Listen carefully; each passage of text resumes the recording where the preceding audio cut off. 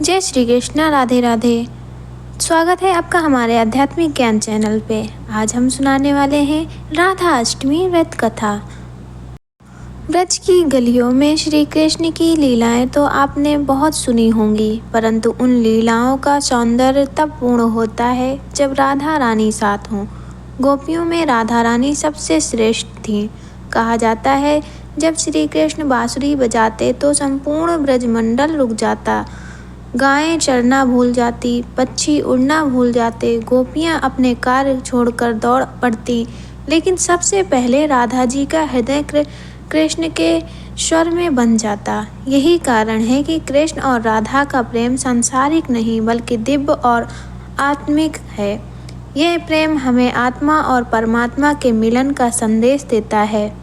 आइए दोस्तों, अब सुनते हैं राधा अष्टमी की बड़ी ही दुर्लभ कथा। पूरी सुनिएगा। एक गांव में रमा नाम की एक स्त्री थी। उसके विवाह को 5-6 वर्ष हो गए थे, लेकिन उसकी कोई संतान नहीं थी। एक बार श्री राधा अष्टमी का उत्सव आया।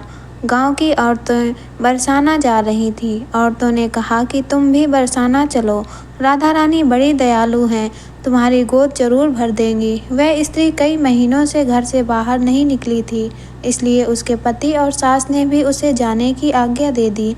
बस उसने मन में ठान लिया कि राधा रानी मेरी गोद जरूर भरेंगी। जिस दिन उसे जाना था उसी दिन उसके पैर में चोट लग गई, चला भी नहीं जा रहा था। फिर भी वह स्त्रियों के संग यात्रा पर चली गई। सारे रास्ते राधा रानी जी का जाप कीर्तन करती हुई गई और बरसाना पहुंचकर नहा धोकर राधा जी के मंदिर में जाने के लिए तैयार हुई। राधा जी के महल में जब जाते हैं तो ऊपर बहुत सी सीढ़ियां चढ़नी पड़ती हैं। रमा जैसे ही सीढ़ियां चढ़ने लगी तब वह स्त्रियों से बोली कि तुम लोग आगे आगे चलो, मैं धीरे धीरे सीढ़ियों से आ रही हूँ। मेरे पैर में चोट लगने की वजह से चला भी नहीं जा रहा है। 2-4 सीढ़ियाँ चढ़ने के बाद उसका पैर मुड़ गया, वह नीचे गिरने लगी। तभी एक 7-8 साल की कन्या ने उसका हाथ पकड़ लिया। रमा बोली, बेटी आज अगर तुम ना होती तो मैं नीचे ही गिर गई होती। वह कन्या बोली, माता ऐसे कैसे गिर जाने देती मैं तुम्हें। तब रमा ने पूछा, बेटी तुम्हारा क्या नाम है। वह बोली, लाडो नाम है मेरा, यही पास में रहती हूँ। वे दोनों सीढ़ियों पर बैठ गई। लाडो कहने लगी, माता मेरे लिए क्या लाई हो, ना कोई जान पहचान और लाडो ऐसी बात कर रही है। फिर रमा ने कहा, लाडो मैं कल तुम्हारे लिए कुछ न कुछ लेकर अवश्य आऊँगी, तुम्हें क्या पसंद है। तब लाडो कहने लगी, मुझे नथनी, गले का हार, कान के कुंडल, चूड़ियाँ, मेहंदी, घाघरा चोली ये सब चीज़ पसंद है, कुछ भी ले आना। इतना कहकर वह बालिका भाग गई।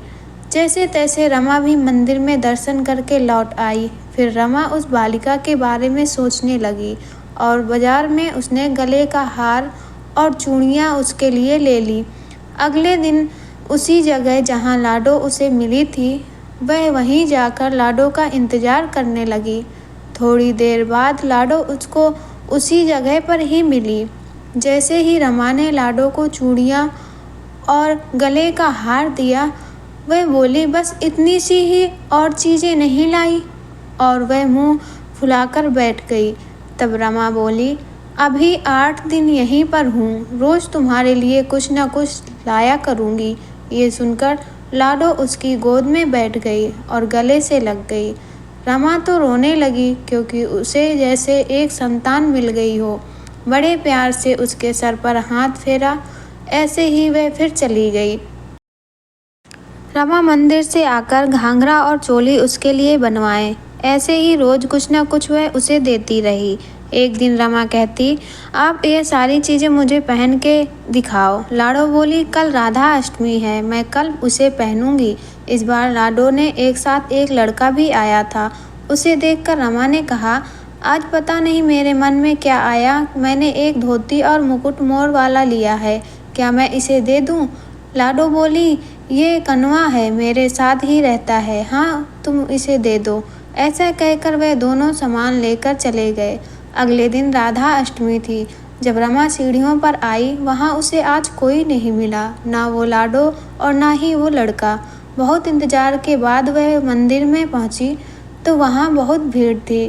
कीर्तन और नृत्य हो रहा था। इसी तरह भीड़ को चीरती हुई वह आगे पहुंची और वहां पहुंचकर वह राधा जी को देखा और ठाकुर जी को देखा। रमा ने जो जो चीज़ें लाडो को दी थी वही सारा सामान राधा कृष्ण जी पहने हुए थे। वह पत्थर सी हो गई। आंखों से आंसू बहने लगे। बात समझते देर न लगी कि वह लाडो राधा जी और करुणा कृष्ण जी थे। स्वयं जगत के पालनहार उसके पास आते थे। राधा जी उसकी गोद में बैठती थी और उसे मातृत्व का सुख प्रदान करती। वे तो जैसे बावरी सी हो गई। दिन रात राडो राडो कहती रहती, पुकारती रहती। वह स्त्रियों से बोली, तुम लोग घर जाओ, मैं नहीं जाऊंगी। उसकी सास और पति भी उसे लेने आए, पर वह साथ नहीं गई। वह तो प्रतिदिन वह सीढ़ियों पर बैठे बैठे आंसुओं से सीढ़ियाँ धोती, पलकों से बुहारती थी। ऐसा करते करते उसे 30 वर्ष हो गए। एक दिन वह एक बालिका उसका हाथ पकड़कर ऊपर अट्टालिका में ले गई। वहां जाकर बोलती है, लो आ गई मैं ही हूँ तुम्हारी लाडो। ऐसा कहकर बाहें फैलाकर रमा को बुलाने लगी और अपने गले लगा लिया। उस दिन रमा ऐसे गले लगी कि इस पार्थिव शरीर को छोड़कर सदा के लिए अपने लाडो के पास चली गई। बोलिए राधा कृष्ण भगवान की जय। बोलिए श्री बरसाने वाली की जय। अब हम आपको एक और दुर्लभ कथा सुनाते हैं। एक बार नारद मुनि ने पृथ्वी लोक पर राधा नाम की महिमा सुनी और सुना कि वे श्री कृष्ण की सबसे बड़ी भक्त हैं। नारद जी को लगता था कि वे श्री हरि के सबसे बड़े भक्त हैं। अपने मन की शंका का निवारण करने के लिए नारद जी श्री कृष्ण जी के पास गए। श्री कृष्ण जी तो अंतर्यामी हैं, समझ गए कि नारद जी के मन में क्या शंका चल रही है। श्री कृष्ण जी ने सोचा, नारद जी को राधा रानी के प्रेम और भक्ति का अनुभव करवाना ही पड़ेगा। जब नारद जी श्री कृष्ण जी के पास आए तो श्री कृष्ण अपना सिर पकड़कर बैठे थे। नारद जी ने श्री कृष्ण जी से पूछा कि प्रभु आपको क्या हुआ है। तब श्री कृष्ण जी कहने लगे कि नारद जी मेरे सिर में बहुत दर्द है। नारद जी ने पूछा कि प्रभु आपके इस दर्द का निवारण कैसे होगा। तब श्री कृष्ण जी ने कहा कि अगर कोई मेरा सच्चा भक्त अपने चरणों को धोकर उसका चरणामृत मुझे पिला दे तो मेरे सर का दर्द ठीक हो जाएगा। नारद जी सोचने लगे कि मैं श्री हरि का सच्चा भक्त हूँ, लेकिन श्री कृष्ण को अपने चरणों का चरणामृत पिलाने से मुझे नरक तुल्य पाप लगेगा, इसलिए ऐसा पाप मैं नहीं कर सकता। नारद जी ने रुक्मणी से बोला और बाकी रानियों से इस समस्या को कहा सुनाया, लेकिन कोई भी इस पाप को अपने सिर पर लेने को तैयार न हुआ। तब नारद जी को राधा रानी की याद आई कि वह भी तो श्री कृष्ण जी की सच्ची भक्त हैं। नारद जी ने जाकर सारा प्रसंग राधा रानी को सुनाया। राधा रानी ने उसी समय एक पात्र में जल लेकर अपने चरणों को धोकर वह जल नारद जी को दिया और कहा कि जल्दी से जाकर इसे श्री कृष्ण जी को दे दो। राधा रानी नारद जी से कहने लगी, मैं जानती हूँ कि इस बात के लिए मुझे नरक तुल्य पाप लगेगा। राधा रानी आगे नारद जी से कहती हैं, श्री कृष्ण के दर्द के निवारण के लिए मैं कोई भी पाप अपने सर पर लेने को तैयार हूँ। नारद जी श्री कृष्ण जी के पास गए तो श्री कृष्ण मंद मंद मुस्कुरा रहे थे। अब तक नारद जी समझ गए थे कि राधा रानी श्री कृष्ण से निश्चल प्रेम करती हैं और उनकी सबसे बड़ी भक्त हैं। तब श्री कृष्ण यह सारी लीला मुझे यह एहसास कराने के लिए ही रची थी। बोलिए श्री कृष्ण भगवान की जय। तो दोस्तों ये थी राधा रानी की अनोखी कथाएं। अगर वीडियो अच्छी लगी हो तो वीडियो को लाइक, चैनल को सब्सक्राइब करना ना भूलिए। धन्यवाद। राधे राधे।